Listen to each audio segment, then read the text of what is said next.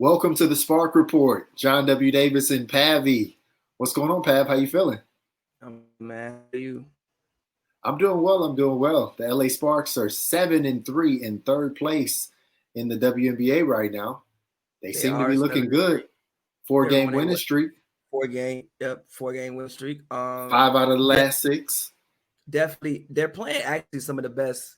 I think basketball I've seen them play on the fish, in my opinion, right now. Personally, I think I've been meaning to ask them.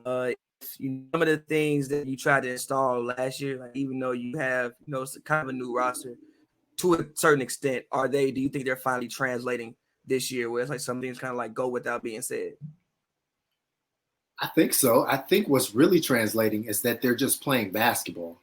And I think they just have to play basketball because it's literally been every other day for 10 days. They played 6 games in 10 days, won 5 of them.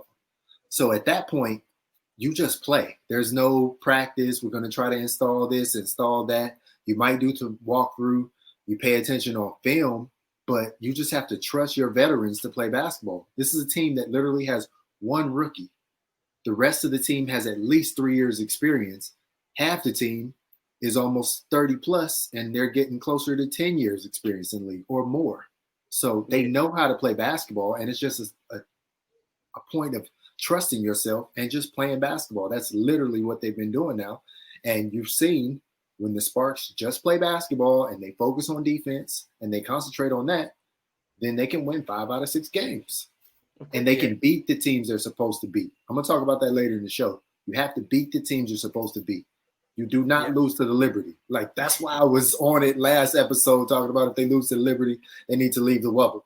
Because you just don't lose to a team like that. Especially in a season like this. If you had the normal amount of games, 34 games, something like that, then maybe you can afford to have some of those off nights. But now, I mean, you lose a game. That's basically like losing 2 games. Like, we like this is the beginning of like the 3rd week of like them actually playing actual basketball, and we already halfway through the season. Right. Literally. And if you look at the standings, the Storm are 10-1, the Aces are 8-2, and the Sparks are 7-3, along with the Lynx 7-3 and the Sky 7-4. So all of those teams right there are battling for that second spot. If the Storm are pulling away at 10-1, which they seem to be, and yes, there's a possibility the Storm could hit a rough patch, but right now it doesn't look like that. The Sparks have one more crack at them. The Aces have one more crack at them. And I don't know who else can really beat the Storm. I guess the Sky beat them in the beginning of the season. So, I mean, there's really only about 4 other teams that have a legit chance of beating the Storm at this point. So you're going for second place right now. But they control their destiny, and that's what you want. You want to be able to control your destiny. And I think that starts with Candace Parker. After 10 games, Candace Parker has shown that she is the most consistent and the best player on the Sparks in the Wubble. Mm-hmm. She is in true MVP conversation because to be MVP in the league, you and I have decided that you have to be from a top 3 team. Yeah, she is for sure in the like I've said. So it's between Candace Parker, Asia Wilson, and Breanna Stewart. And the order right now is probably Breanna Stewart, Asia Wilson, and Candace Parker. But she's still top 3. She's there. And to me, she's right there. And to me, I think the Sparks are, 2nd in defense right now, if I'm not mistaken. Mm-hmm. To me, I think that, honestly, all year, I think she's kind of been an anchor in the defense all year. Even the bench is 2nd in defense. Yeah, like I think arguably, she's kind of been an anchor. I think she's been setting the example defensively all season. Yes. For her to be who she is, when you see her, hustling baseline to baseline, she, ends up, she's starting on one block and ends up at, like at the 3 contesting the shot. It sets the tone for everybody else. If Candace is doing that, then that means you got to work too. If Candace is doing all that, because she don't have to. Right. Especially in the second half, or honestly, the last third of her professional career. Exactly. To play defense like you've never played defense before. It says Candace Parker probably hasn't played defense like this since Tennessee. I wouldn't say since Tennessee. Since Tennessee. Candace Parker never averaged 10 rebounds a game. Right now she's doing 9.2.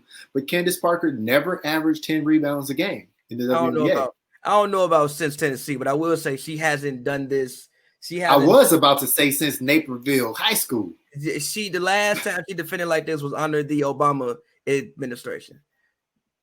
It was under the Obama administration. She probably hasn't played defense like this in a smooth 6 years. So again, for her to compete that way defensively, I think that all of them are buying it.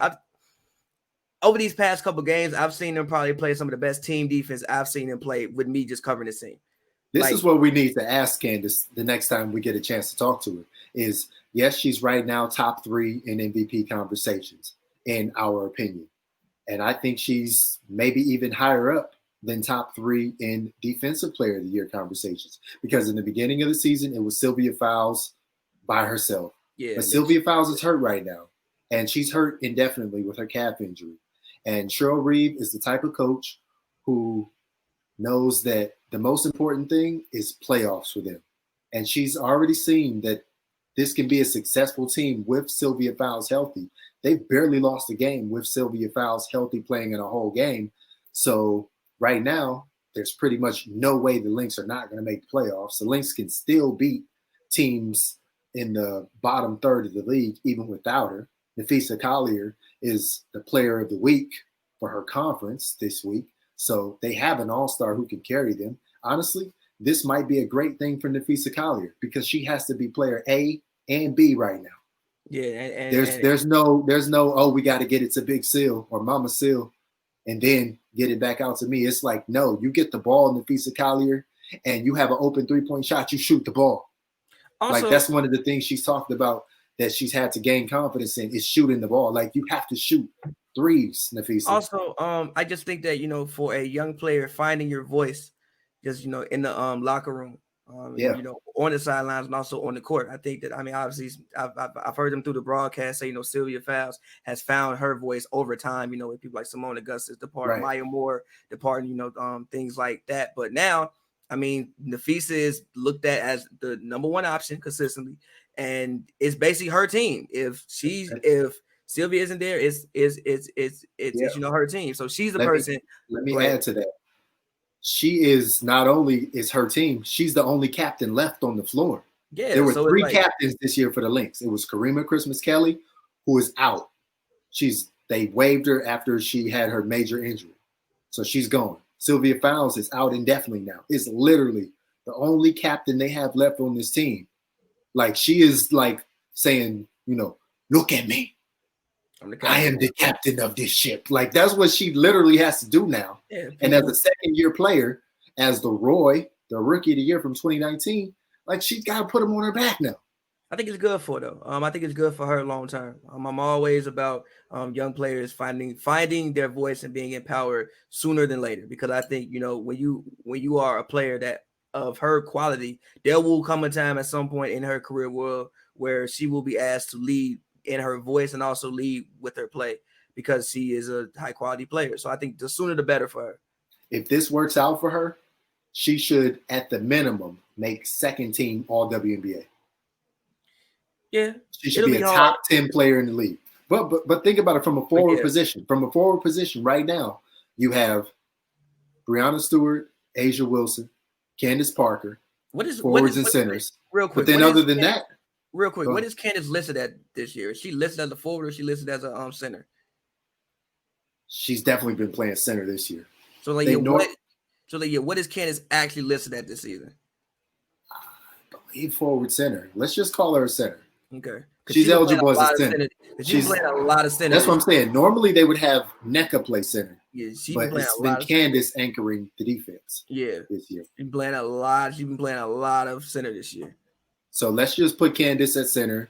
Let's say Asia Wilson, Breanna Stewart can fill out the rest of those wings. I don't know who you want to put as guards. Maybe you want to put Enrique, since she's a leading scorer in the league. Put her as one of the top 2 guards in the league. DeWanna, because you need a point guard. Yeah, DeWanna, I think has to go. You can't or maybe you put Enrique and DeWanna on their first team. No, because I don't think DeWanna's playing guard. No, because DeWanna's not playing guard, and I'm pretty she's always playing guard. She's not playing guard, but she always like playing yes, guard. Like what is she listed as though? Because that's the forward. issue. She listed as Forward. Well, she listed at forward. Usually they do, 2 front court, three front court players, 2 backcourt players. So right. I think Enrique and Courtney. Okay. I think. And then second team, that's where maybe you dewan her and you can get Nafisa in, because I don't think because Diamond, obviously I thought Diamond would take a step, but her health hasn't allowed her to do that this season. So I think second team would be where you would fit Nafisa. Another second team guard could be Kelsey Mitchell. I mean, she's scoring a lot of points for the Fever. That's the thing. Like the players that are averaging close to 20 points, like they're going right, but they're going to get their due on these all WNBA teams. Like they're not in the MVP conversation, but they're going to get their due when it comes to awards, because like your points and your scoring and your passing and all of that is going to be rewarded. So they're going to get the rewards. Agreed.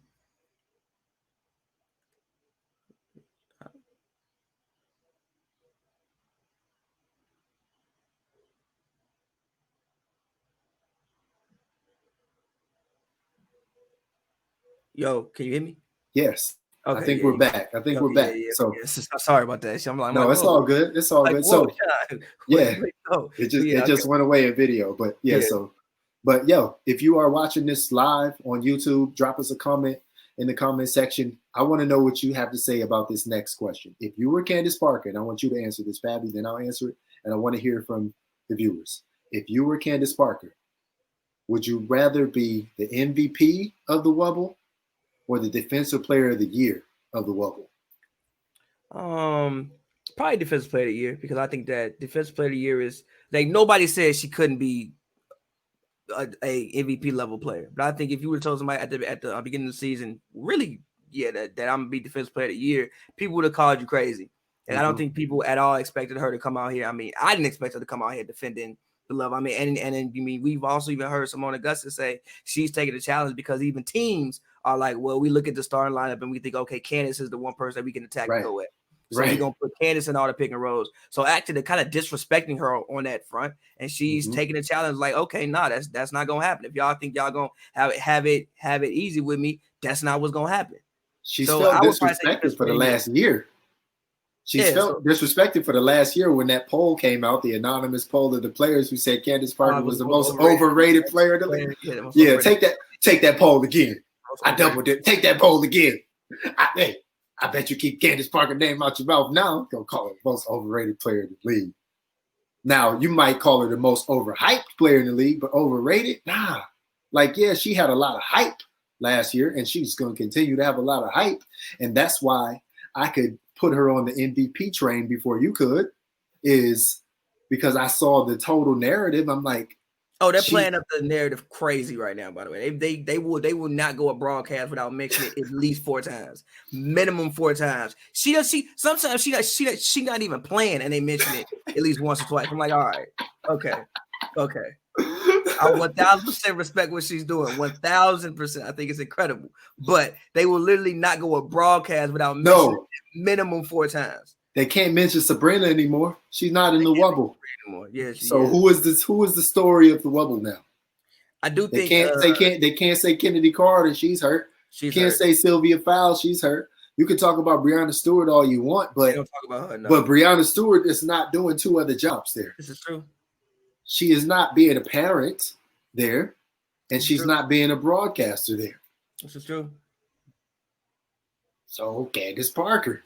That's why I'm saying if Candace Parker can show out in the next game against the Storm and she gets the better of Breanna Stewart and she has some memorable play or 2 in that game, that could vault her over Breanna Stewart.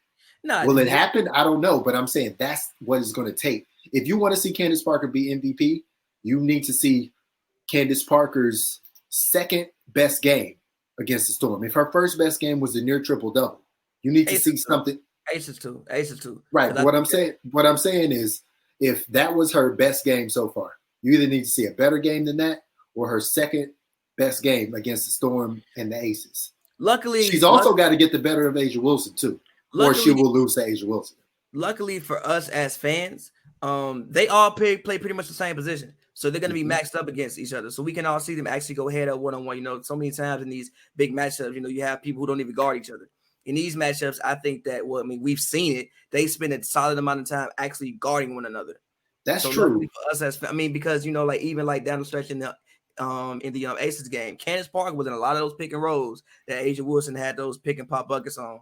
With also Jackie Young, she was in a lot of those pick and rolls. Even, you know, in the Storm game, Brianna guarded her a lot, and she guarded Brianna a lot. I agree with that.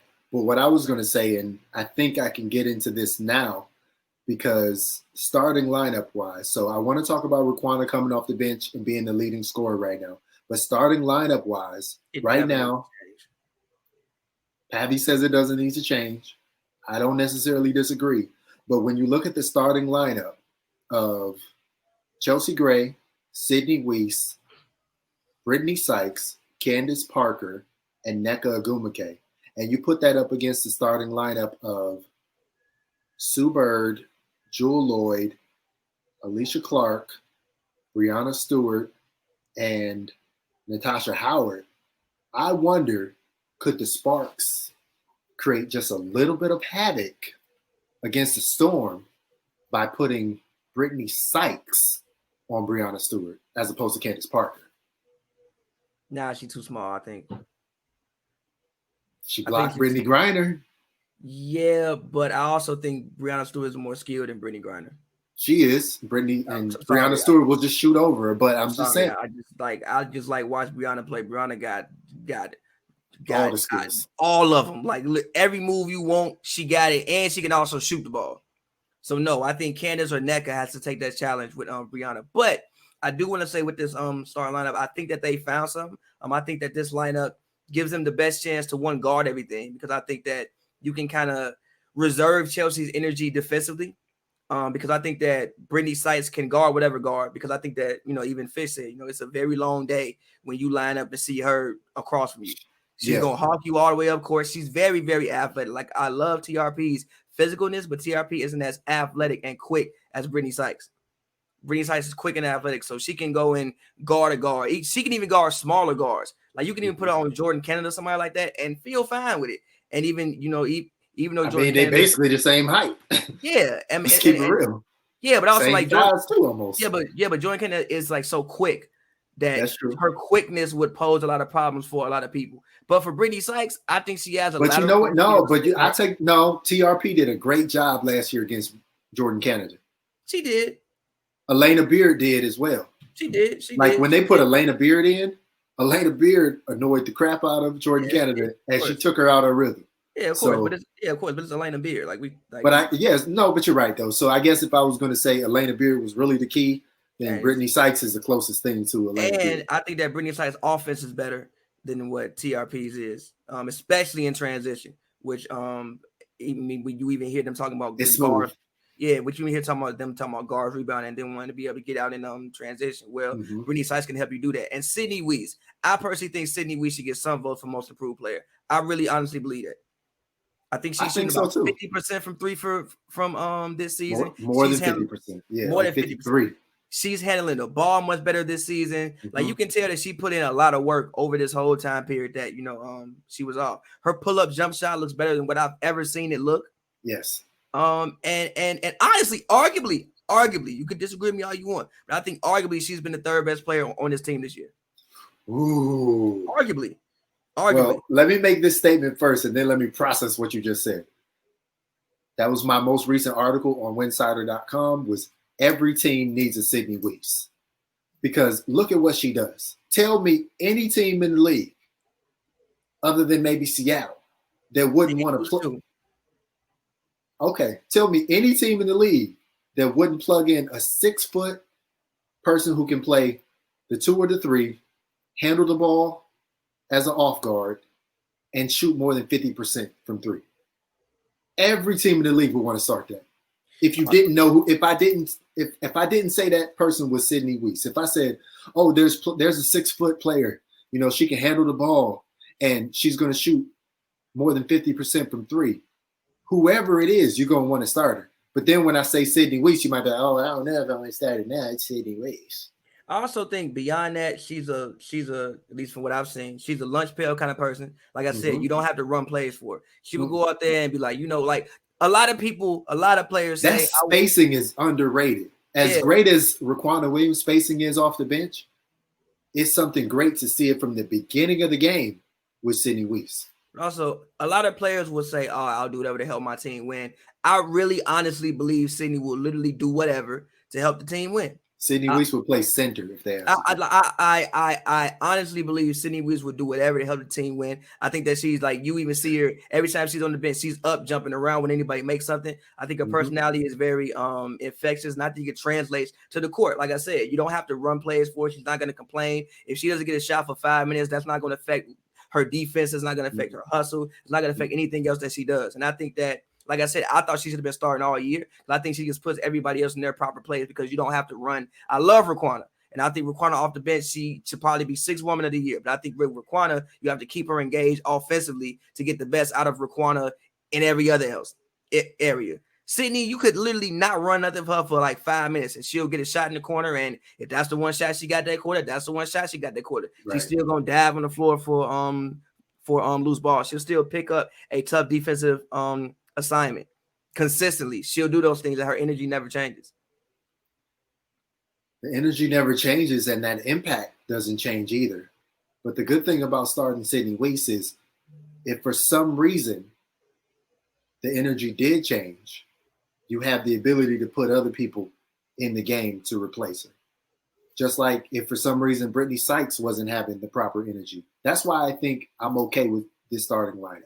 And that's, again, why I wrote another article and I said, the pros and cons of starting Sydney Weiss, Simone Augustus, and Brittany Sykes.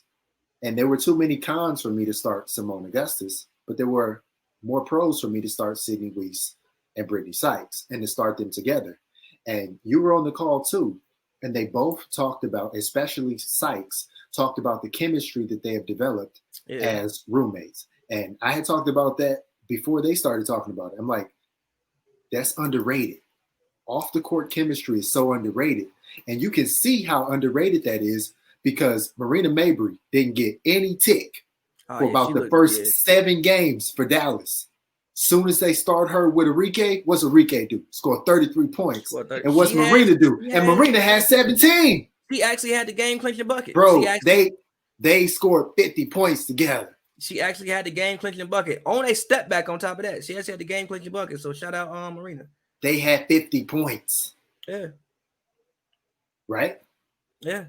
So shout out to them. So that's the benefit of that. Sometimes it's not always about, putting, like, you have to determine who your best 5 players are, but you also have to determine who plays the best as the 5 together. Again, my thing is Raquana Williams will always be one of the best 5 players on the Sparks, but it doesn't mean she should start. Again, when I look at starting lineups, I don't want 4 people I got to run plays for. Simone Augustus is one of the best 5 players on the Sparks. Yeah. If I had to name the best 5 players on the Sparks, it's going to be Candace Parker, Nneka Ogwumike, Chelsea Gray, Simone Augustus, and Raquana Williams. But you can't play all 5 of them together right now. I honestly think Sydney is better than Raquana. I know Raquana scores more points, but I'm sorry. I just love the intangibles that Sydney brings to the game. No, because if you put them 2 1-on-1 in practice, as hard as Sydney Weiss is gonna go, Raquana gonna eat her up. Yes, 1-on-1 in practice, but basketball, I've wrestled with this forever. Like basketball, there's never a point in time with you playing 1-on-1 in like actual game. Never. So it's what? James Harden does it all the time. No, because there's no, because they're still spacing. Like he can do that because everybody on the court can shoot. If people on the court couldn't shoot, he couldn't do what he do. There's never a point in time. Kennedy Carter been playing 1-on-1 before she got hurt all the time. There's never a point in time in which you literally just going out there playing 1-on-1. There's nobody else out there with you. So it's still always about how you best fit in the team. It's still always about how you best fit in the team. You're never going to go out there and just literally play 1-on-1. Like, yeah, Harden will do his own ISO things, yeah, but there are things that create that and help him along with that. Maybe okay. If you want to say for this 10-game sample size that Sydney Weiss has been your 3rd best player, I'm not going to argue with you, but I'm going to say I still contend that Raquana Williams is one of the top 5 players on the team. That's fair. Because you can't be a top 5 player on the team and be the leading scorer. Like if you're the leading scorer on the team, you can't not be a top 5 player. That's what I'm trying to say. She's leading the team in scoring right now when most of her games have come off the bench. Yeah, but I think that she is excelling in her role. I think that her role is to come in and score. You can't not be a top 5 player on the team when you scored 51 points in a game and it was like your second season. I hear what you're saying and I feel you. But again, I think she her scored role 50 over in Turkey or wherever she was. Again, I think her role is to score. She comes in and that is her role. Her role and that is a necessary role off the bench. Because that makes no lulls in the offense. Because the starters can score. If Chelsea Gray continues to work herself inside out, she'll have the proper rhythm and she'll be effective. Candace Parker can force it to the basket pretty much whenever she wants to. Now, it's going to be them one hands and this and that and whatever, and she's going to be searching for a foul. But Nneka Ogwumike can always be the beneficiary from a Candace Parker or a Chelsea Gray pass. So she can also create her own offense. Right. But those 3 players are, like you said, enough offense. But when they come out, you can't always depend on, no offense, but you can't always depend on Christina Nigwe right now. You can't depend on Marie Gulish to be ISOing and doing stuff like that. You can't even always depend on Taya Cooper's offense to maintain it. But because Taya could take 4 or 5 shots and miss. Right. That's why I'm saying Raquana Williams is a top 5 player on the team because her role is so crucial. If there is no Raquana Williams, they would have lost one of those games. Not that they play defense the way that they've been playing defense. But again, I think that defense is what's making them win these games. Like, they're scoring points, whatever. But they turn teams over like 20 times. If you turn teams over 20 times, you gonna score some points.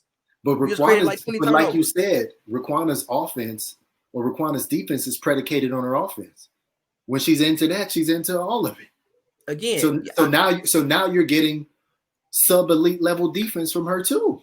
I understand what you're saying, but again, I just personally just love the intangibles that Sydney brings to the game. You even talked about her space. So those are my top 5 players on the team right now. Who are your top 5 players on the team now? Top 5 players on the team right now would be in Candace Parker, Nneka Ogwumike, Chelsea Gray, Simone Augustus, and Sydney Weiss. I'm sorry, Sydney Weiss. Sydney Weiss. I really love what Sydney has brought to the team this season. I thought she should have been starting from day one. Again, I just think that she does all of the little things that she may not score 20 points every night, but she's shooting like 50%, 53% from 3. That is crazy, especially with the people that she's out there with a Chelsea Gray who can, penetrate. And also if, you post her, you basically have to double with a Candace Parker who can find you from anywhere. Nneka, who's knocked down and can also create her own shot. She can literally stand in the corner, just wait for the ball and shoot. And she's shooting at a 53% clip. And then she can also handle the ball. And she'll do all of the other little things that other people will not do. I personally just think it's Sydney Weiss. I just love what she's brought to the team this year. I do. I'm sorry. Well, when we talked to Sydney Weiss when she got her contract extension, she said basically her only personal goal, because obviously she wants to win a championship, but her only personal goal was to be an all-star. So she keeps this up. She keeps making open threes, and she has an opportunity to, in a more normal setting, season play 28 to 30 minutes a game. And she keeps shooting threes like this, she might very well be an all-star one time. She might. I think she's averaging, if I'm not mistaken, I saw it on the graphic, she was averaging 15 points over the past 4 games or something like that. Something like that. She had one game when she barely scored, so it might be skewed down a little bit. Might be low. Yeah. But yeah. Yeah. I don't think Sydney is not a person that if I had a bad team, that I would take on my team, because I don't think that what she does wouldn't show up. But if you have a good team, I think that Sydney is that person where you plug in and you can take you over the edge. And that's my opinion. And that's why, and I believe, and correct me if I'm wrong, if you remember this conversation that you and I had, this is why I was saying that I thought it was important for the Sparks to get that signing of Sydney Weiss at that value, because I thought if Sydney Weiss reached the open market, that a team with a lot of cap room might overspend on her because she could make the difference. Because think about how much money the Phoenix Mercury paid for Bria Hartley. And everybody was like, why is she getting a max contract? Why is this? Why is that? It's working. Yeah. So imagine a team, because Sydney Weiss is going to make, I think, about 80 on her contract extension, 80,000 a year. Imagine a team that was like, you know what? All we need is you to make open threes and shoot 40-some% from the three. That's all we need is you to shoot open threes. You can shoot 8 or 9 a game. When you're open, just shoot it. If that's all the team really needs to take it to the next level and have that energy, why wouldn't they pay $150,000 for that?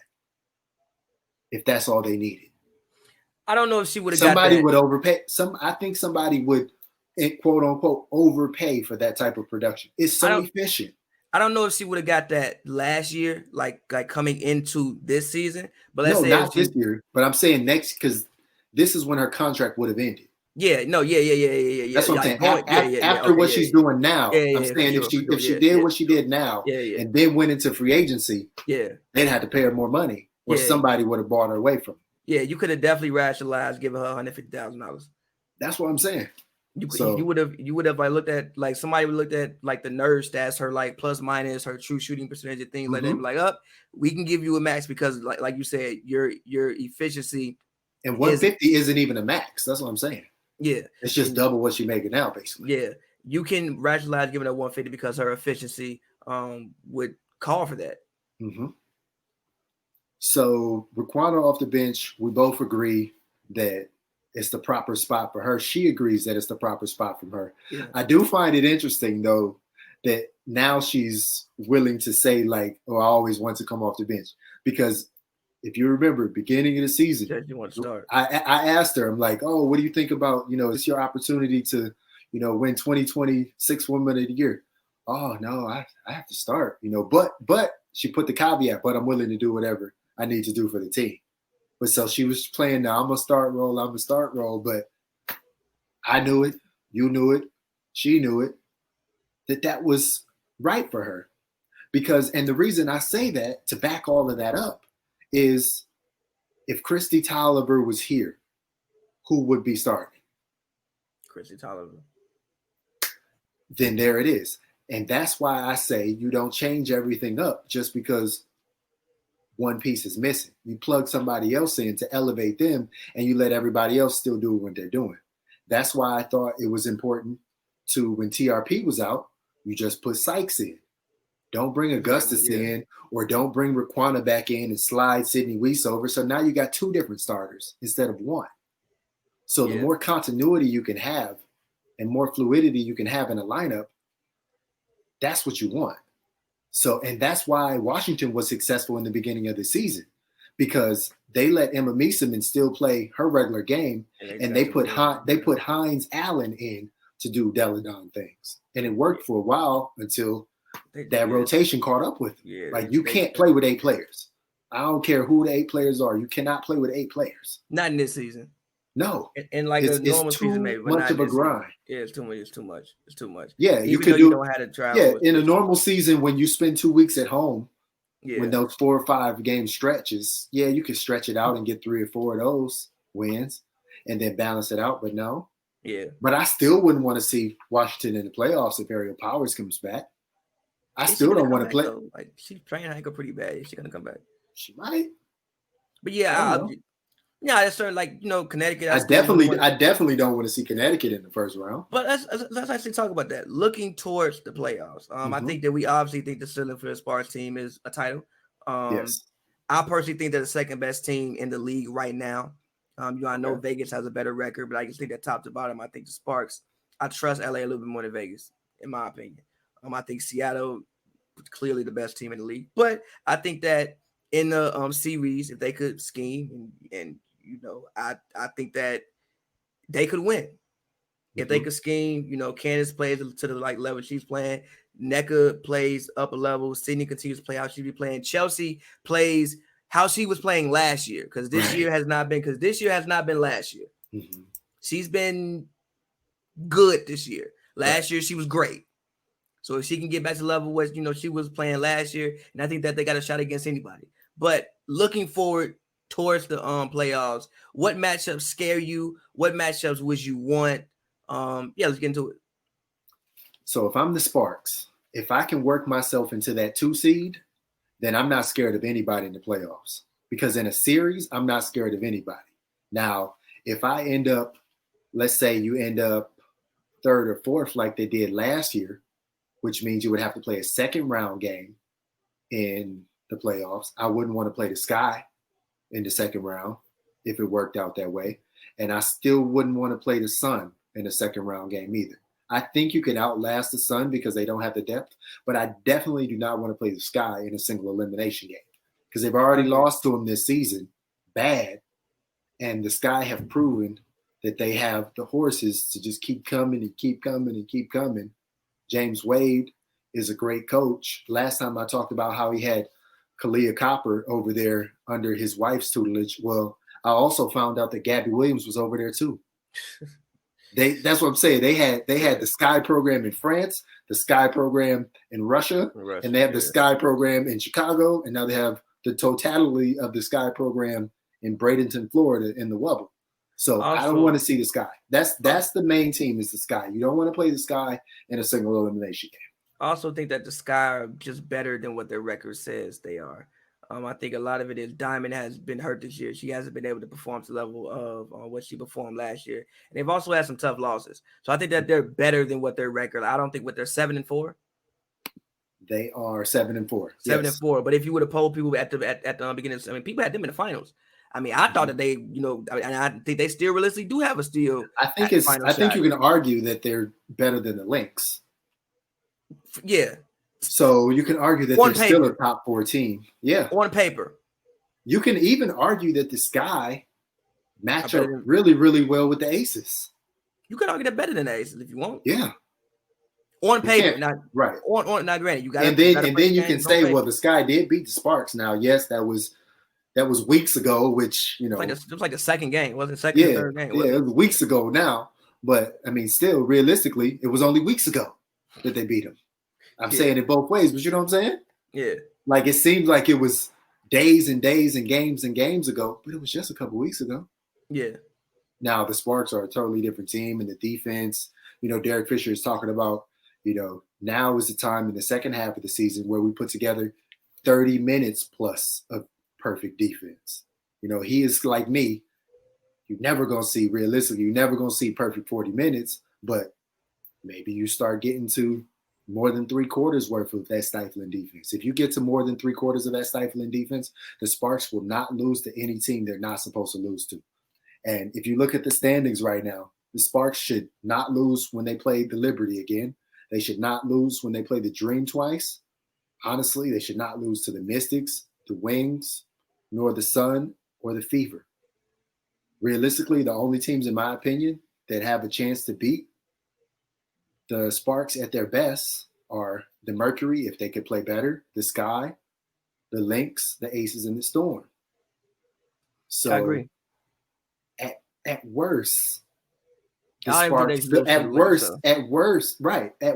Sparks only have, if the Sparks are going to play 12 more games this season, at worst, they should finish 8-4. There should only be 4 more losses in there. At worst, it should be 8-4, which would give them 15-7 record. And 15-7 is going to, at worst, get you 4, most likely 3. Third. It's not going to get you second. It's not going to get you second, but it will get you third. They need second because you don't want to somehow get matched up against the Sky in the playoffs. You don't even want to get matched up against the Mercury in a single elimination game. Yeah, because I think they had 4 of the top 20 scores in the league? Who? The Mercury. Yeah, that's the Mercury are literally just depending on who they have. Yeah. They just gonna go with what they have, and what they have is Brittany Griner, Diana Taurasi, Skylar Diggins-Smith, and Bria Hartley. And when it comes down to a single elimination game, that's like 60 points right there, possibly 70. If they all cook and somebody gets 25, that's 80 points. That's 80 points. That's 80 points right there. That could be 80 of their 92 points that they drop on you. Yeah. Because as long as Brittany Griner is not getting in foul trouble, she's not coming off the court. And the Sparks, Skylar Diggins-Smith ain't not coming off the court. And the Sparks still sometimes have an issue with penetration with quicker guards. Even with if I'm not mistaken, Dangerfield from The Lynx, Crystal Dangerfield. Yes. Yeah, Crystal Dangerfield. Yeah, Crystal Dangerfield. What she did, even what I've seen, I think Jasmine Jones of the Liberty, the rookie. They like if you got a shifty Jordan Canada, if you got a shifty guard who can penetrate Skylar Diggins, they can get in there and find people. You can make it a little bit difficult for the Sparks. That's one area still where it's like guard penetration. They aren't always able to stop guard penetration with that they should be able to stop guard penetration. I agree with you. And once you get into the middle of a defense, things get really funky there. Right. You kicking out to Deanna, you kicking out Diana, you kicking out to Bria. And a 40-minute game is too short to mess around. I'm saying. So I don't, yes. So single elimination. Now if the Fever especially in this scenario. If the Fever make the playoffs and somehow they make the second round and have to play against the Sparks. Whatever. Yeah, whatever. We literally said the same thing. And that's no offense to the Fever, but the Sparks just have so much more than the Fever. Now, if the Connecticut Sun get hot and they're super healthy as they possibly can be, I still don't want to play them either. But the Sky are the team I don't want to see in the playoffs, then the Mercury, then the Sun. But if the Fever make it or the Wings make it, whatever. The Mystics, they're kind of trending down. If the Mystics don't string some games together soon, they're on a 7-game losing streak. I don't think it's happening for the Mystics. Like once you hit a 7-game losing streak in a season like this, I still think the Mystics are better than the Fever, though. Yeah, of course. The Mystics literally wrote the book of the Fever's offense. No, Marianne Stanley, their coach, she might have a few things that she likes to do different thematically, but she is inspired by the Mystics, so the Mystics know exactly what the Fever are going to do. So I also don't think the Fever have that much talent. I'm sorry. I just really I don't think so either. And Tierra Mccowan she's just standing there for the most part. She's not using her size at 6'7" and 240-ish to dominate. She's not punishing anybody. She should, if she plays against, I'll just run it down for her real quick since I'm talking about it. If she's playing against the Sun, she should be punishing their post players. She's playing against the Wings, she should be punishing the Mystics. Kalani Brown can match up against her on the Dream. Zowie B kind of can, or whatever. Brittany Griner definitely can. Dolson can. Files can. But that's what I'm saying. Those bottom teams, she should be dominating those teams. Yeah. But, yeah.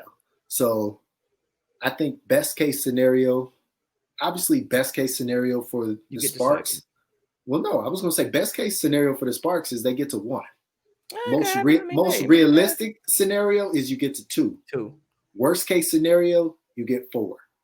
Anything worse than that, they are in trouble in the bubble because something went wrong. Something went totally wrong because they've shown that they can win a game without NECA. They've shown they can win a game without TRP. They've shown they can win games when Simone Augustus barely plays. They've shown they can win without everybody so far. As long as they can stay remotely healthy, I think that they'll be fine again. I think the key for this team is defense. I think that they're playing some of the most inspired together defense that they play. I've always thought that they had really good individual defenders, but I didn't always think everybody was on the same page. Right. It seems to me defensively, everybody's on the same page. And as long as they can do that, they'll figure out a way to score points. Like you said, you got Raquana, you got Candace, you got NECA, you got Chelsea, you got Simone. You're going to figure out a way to score points. It's going to happen. But the thing is, you have to be consistent defensively every night. And again, if they're going to keep turning teams over the way they've been turning teams over, they will be just fine. And I want to congratulate the Sparks for being in the moment because there are some players on that team who you would consider fringe players going forward. When you look at the idea that Christy Tolliver is not playing, Chinea Gumike is not playing, and Maria Vadiva is not playing. Those are 3 players that would have been on this roster if they did not decide to opt out or stay overseas. So that means that at least 3 players on this team would not be here. Somebody else always looking. Right. But like you said, if they get to a championship level, everybody on this team is going to look good. It's going to make Marie Gulich look like the games we've seen Marie Gulich play. She's played better than several other backup post players on other teams. I've been impressed by Christine. For one, her jumper looks Christine good. Nigwe has been impressive. Her jumper looks good. Yeah, the only person who hasn't had time to be impressive yet is Rashonda Gray. Yeah, and I honestly don't know if she'll get it. No, but between you and me, I think she's going to get a game. She's going to get a game or two at some point during these next 12 games where you're going to be like, oh man, Rashonda Gray should have played more minutes. Because if Rashonda Gray can catch the passes that she's going to get from Chelsea Gray or from which is a Cooper, huge thing. it's a huge thing. If she can catch those passes and she can stand in the spots that Nneka stands inside, she'll get a game where she has 10 points and 8 rebounds easily, just off easy buckets. And that's going to make her look good because there's going to be some systems in the WNBA where that's all they need their backup big to do. Yeah, I think the Sparks. I mean, I think the Sparks have a roster full of WNBA, like official WNBA players. Like, there's nobody on the roster, and I'm like, what are you doing in the league? Everybody can play. Everybody can find a role. Everybody can play. Everybody can find a role somewhere else, especially in a season like this. You even get to. I don't know how much contact they might have with other teams, but you may get to know people from other teams. You may get to know management. They may, you see them in passing. Well, they're definitely watching you. They're definitely watching you because a lot of those teams have those GMs there. And so they're seeing these people in person. And the fact that, when they're scouting these games, there's some games that Rashonda Gray hasn't played, but Rashonda Gray still looks engaged. Yeah, Rashonda Gray is still contributing. Everybody is going to say they love Rashonda Gray in the locker room. Holly Rowe speaks her up and talks highly of her. So if you just need that 11th, 12th player on your roster that's experienced and that can take the things that she's learned from greats like Candace Parker and Nneka Ogwumike, there's a spot for her. Yeah. But then I was talking to another one of our colleagues about this too, and we can kind of wrap up around this, and then let's do our predictions for the next 3 games like we've been doing. But, the interesting thing about this season is, there are some teams that don't have all their players right now. So I think there were about 139 of 144 players in the world right now. So you got to think about right now there's 20-some players who have opted out either for social or medical reasons, okay? So you would think that if you had the ability to opt out, you pretty much will be back in the league. So that's another 20. And then you still have rookies next year because they always bring in about 15-ish rookies every year that actually make the rosters. So you're talking about almost a third of this league that's playing right now in this bubble will not be there next year. Yeah. So there's going to be a lot of turnover already, but everybody on the Sparks is making a case for finding a home next year. But that also makes for some hungry basketball because you got a lot of people who you got a lot of people who are out there fighting for jobs. So it doesn't matter what my team record is. I'm out here playing because I'm fighting for a job next year. I want to make sure that I'm employed in America by a team next year. Yes. So that like eliminates records, eliminates a lot of things like that. I got 22 times to go out here and show you why I belong. So and now you got 12. And now you got 12. And now you got 12. And injuries starting to happen. Some of the more solidified players may not play as much down the stretch. We don't have too much to play for. Then when you get other people who fighting for jobs and they're playing those like last 5, 6, 3, 4 games, to come and impress. And I also think it's good for the Sparks because I don't think you get any games where teams will just completely take the night off. I think somebody will all be out there trying to prove themselves. Right. Yo, again, shout out to Derek Fisher because nobody on this team has played or averaged more than 27.3 minutes a game. I tried to say that this is what it was going to have to be like. And that's what it's been like through 10 games. So he's done a great job in using an expanded rotation, in my opinion. I know it's been hard for him because, it's tempting to leave your significantly 3 better players or 4 better players on the court. Or it's tempting to push Simone Augustus to play more minutes when you see she's leading the league at 60% in 3-pointers. But he's playing the long game right now, and it's working. They're 7-3, and they're playing the long game with the minutes. So, last 3 games. So, last week. I said 2-1. I was wrong. I think, did you say 3-0? I said 3-0. 3-0? Okay. Yeah. I got the last week right, too. So, I got the last 6 games right. So, Shout out to myself. You don't always have to be humble, but I am humble. But all right, so the next 3 games, you have the Phoenix Mercury, and that's actually technically a home game for the Sparks. And the reason I say that's a home game for the Sparks is because they are 4-0 during home games in the Wubble for whatever reason. Okay, so keep that in mind. So that's Wednesday's game.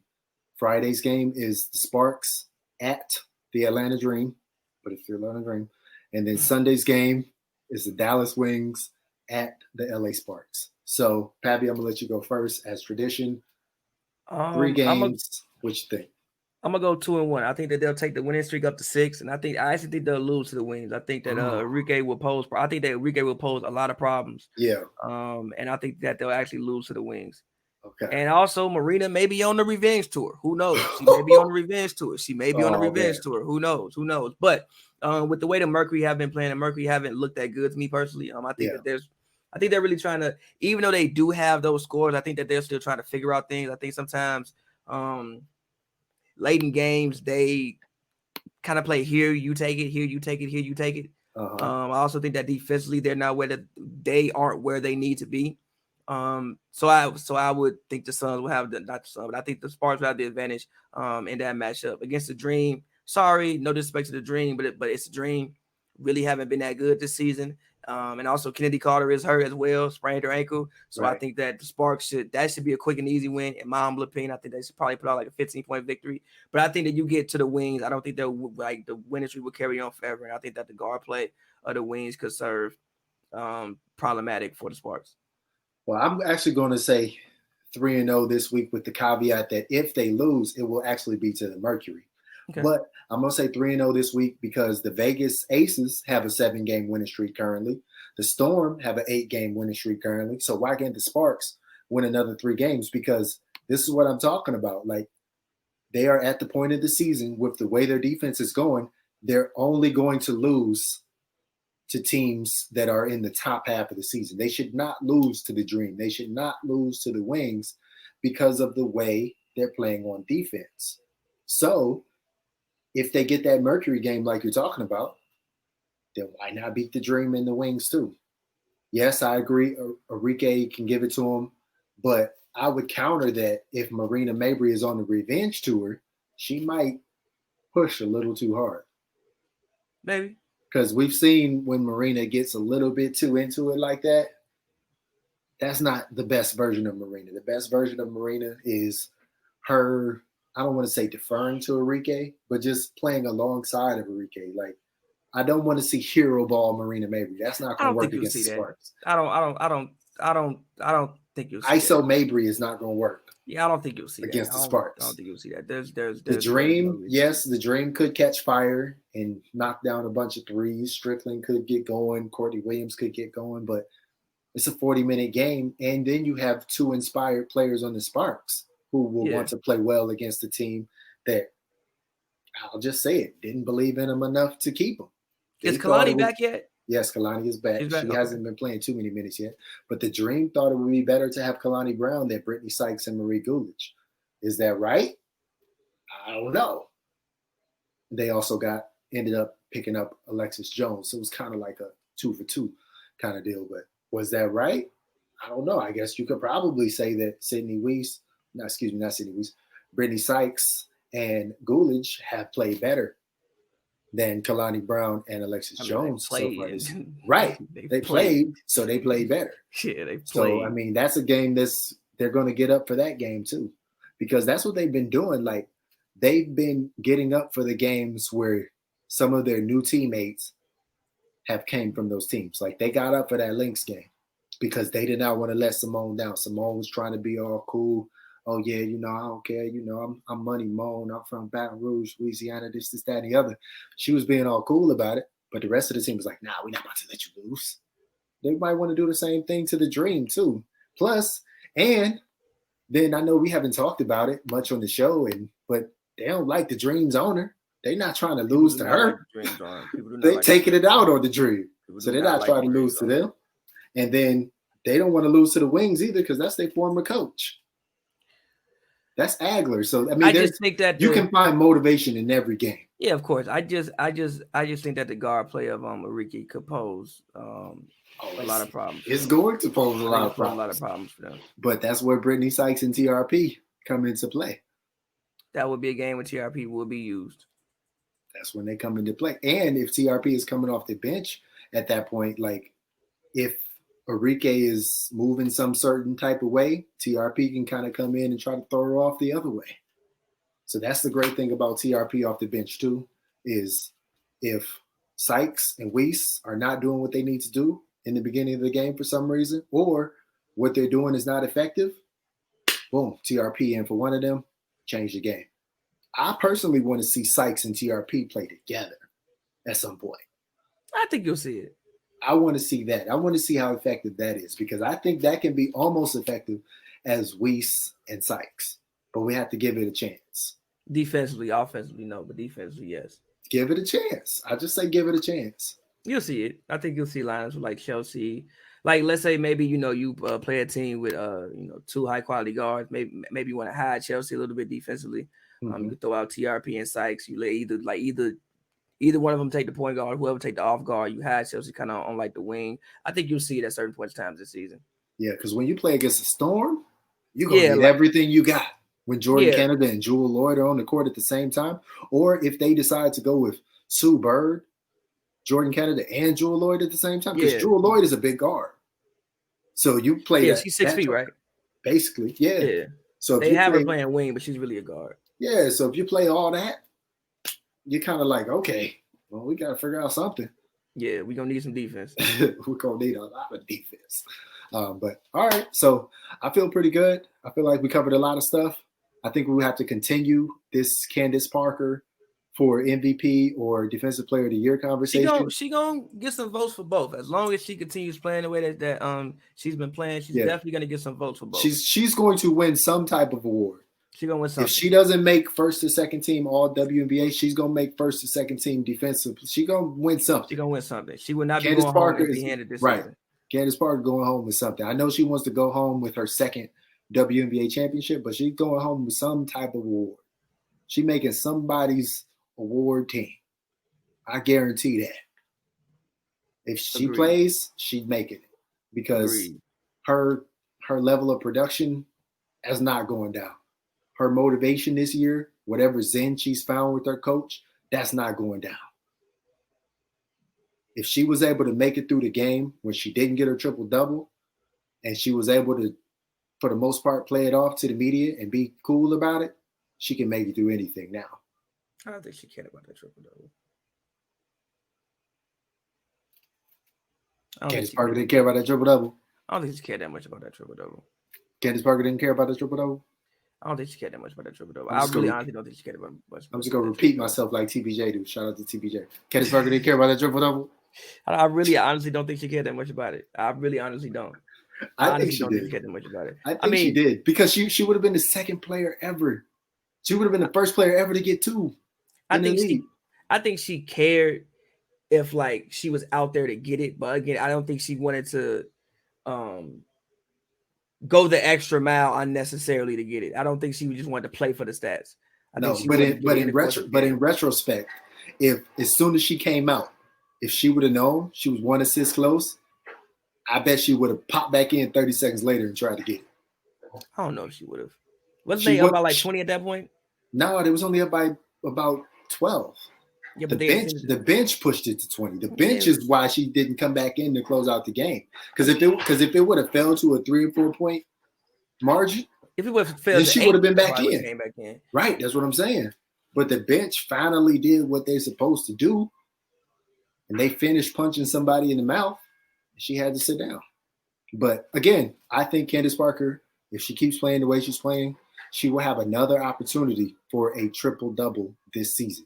Mark that down. You heard it first and second and third and however many times on the Spark Report. All right, well, I think that's good. Anything else you want to talk about, Pav? No, we can leave it there. Okay, let's leave it there. You can check me out on Instagram, Twitter, and YouTube. Just search at John W Davis. You can also find my LA Sparks articles at winsidr.com. Pavy, where can we find you? Got any projects releasing this week? Not this week, but I actually do have a project out right now. It's called I Just Felt Like Rapping Too. Go check that out. It's on whatever streaming service you want to find it on, like all of them, like Apple, Tidal, Spotify, it's on SoundCloud, Audio Mac, all of that. So go check that out. Pavers.com. And you can follow me on Twitter at PavyWorld, Pavy World, all one word. Same for all of my socials. So yeah. All right. That's good. For Pavy, I'm John W. Davis. You listen to the Spark Report. All right, y'all. Peace. Peace.